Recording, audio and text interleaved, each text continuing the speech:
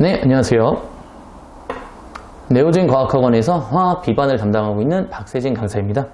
네, 지금부터 안국고등학교 2024학년도 2학기 중간고사 화학원 내신 분석 리포트 시작해보도록 하겠습니다. 네, 그래서 안국고등학교 같은 경우에는 시험 범위가 3단원 전체 범위였습니다. 그래서 타 학교들과는 크게 다르지 않은 시험 범위를 가지고 있었고요. 시험의 난이도 자체는 적당한 난이도의 시험이었다고 생각이 듭니다. 그래서 이제 제 개인적인 의견으로는 많이 어렵지도 않았고요. 그렇다고 엄청나게 쉬운 시험은 아니었다. 이렇게 말씀드릴 수는 있습니다. 다만 이제 학생들 같은 경우에 이제 워낙에 1단원과 2단원에서 조금 난이도가 있는 시험을 좀 치르고 왔기 때문에 2단원은 이제 물론 쉬운 단원이 맞지만 타 학교에 비해서는 조금 괜찮았어요, 문제가. 그래서 이제 아이들이 좀 시험 대비를 좀 열심히 하다 보니까 학생들의 이제 체급 난이도 자체는 조금 낮았을 것이다. 그렇게 좀 말씀드릴 수 있을 것 같습니다. 이제 문제들 자체도 이제 워낙에 이제 쉬운 단원이 맞지만, 문제 낸 것을 봤을 때는 이제 학교 선생님께서 좀 하나하나 신경 썼다는 느낌이 많이 받는 시험이었습니다. 네. 그래서 제가 이제 핵심 무당으로 꼽은 이제 문제들이 있는데요. 이 문제들 같은 경우에는 원래 의도는 좀 많이 어려운 문제들을 어떤 식으로 학교 선생님께서 해석을 했는지 그것에 대해서 알아보자 하는 의도가 좀 다분했지만 시험 자체가 이제 워낙에 쉽다 보니까 그냥 다른 시험에 비해서 그나마 어려웠던 문제다. 이렇게 일단 생각을 해주시면 될 것 같아요. 그렇다고 이제 너무 어려운 문제는 아니었어요. 사실 이제 20번과 21번, 22번 그래서 이렇게 세 문제를 제가 꼽았는데요.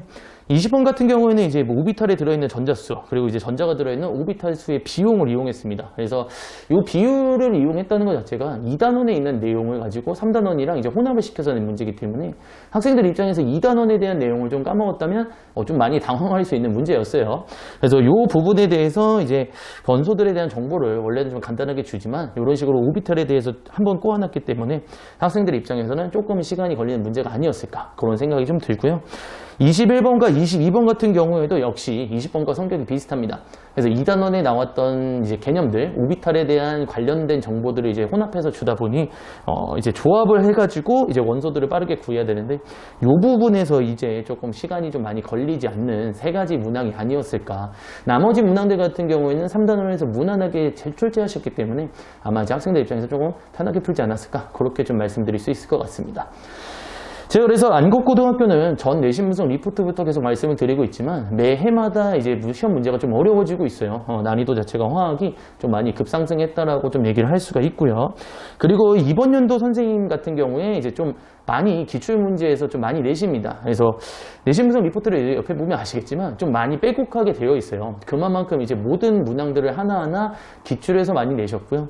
그리고 좀 이제 특이한 점이 뭐냐면 올해 나왔던 모의고사 문제들을 출제하시는 경향성이 되게 짙으십니다. 여태까지 그러셨고 1단원과 2단원에서도 그러셨고 이번 3단원에서도 꽤 많은 문제들을 좀 내셨어요. 그래서 한 5문제 정도를 좀 이제 응용을 하셨는데 저희가 올해 시험 같은 경우에도 그렇고 매년마다 저희가 직전 보충 때 이제 그 올해 이제 고3이나 고2 모의고사 문제들을 다 모아서 학생들에게 제공드리고 있기 때문에 안국고등학교 같은 학생들 같은 경우에는 시험 대비를 하실 때 올해 모의고사 문제들을 절대로 등한시하지 마시고 꼭 풀어보는 것을 추천을 드립니다.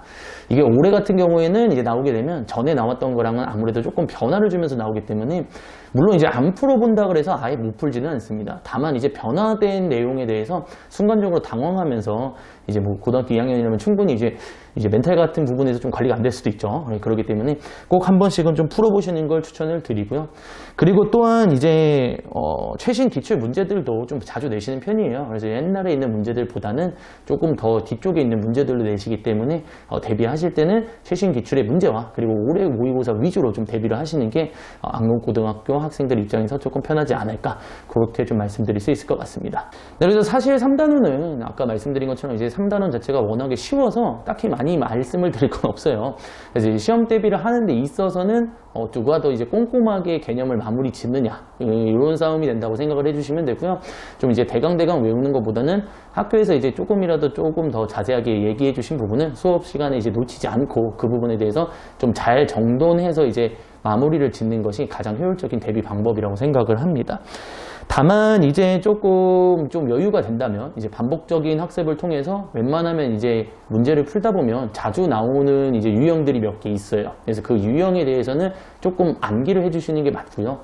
그리고 이제 분자들에 대한 특징들을 주로 물어보는데 자주 나오는 분자들 같은 경우에는 그 분자에 대한 정보에 대한 여러 가지 숫자들이 있습니다. 뭐 비공유전자쌍과 공유전자쌍의 비율이라든지 이런 특정한 경우 케이스 같은 경우에는 그냥 외워버리시는 게 맞습니다. 그래서 이제 처음부터 아예 이 숫자를 다 외우려고 그러면 완전히 그냥 암기가 돼버리거든요. 그래서 일단은 기본적인 걸 통해서 조금 정리를 해 두시고 그 다음에 아까 말씀드린 것처럼 자주 나오는 애들은 그냥 한꺼번에 외워버리면 훨씬 더 시험 시간을 단축시키고 편하게 좀 다가갈 수 있지 않을까, 그렇게 좀 말씀드릴 수 있습니다.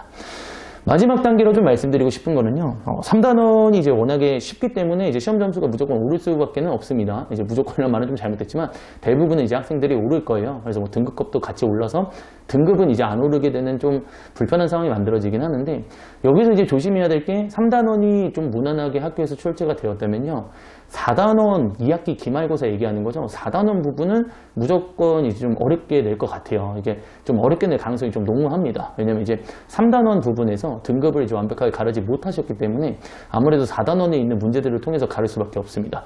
그리고 이제 4단원 내용 자체가 1단원과 거의 성격이 비슷하죠. 계산을 요구하는 문제들이 좀 많이 나오기 때문에 그 부분에 대해서 좀 마음가짐을 하는 게 저는 맞다라고 생각이 들어요.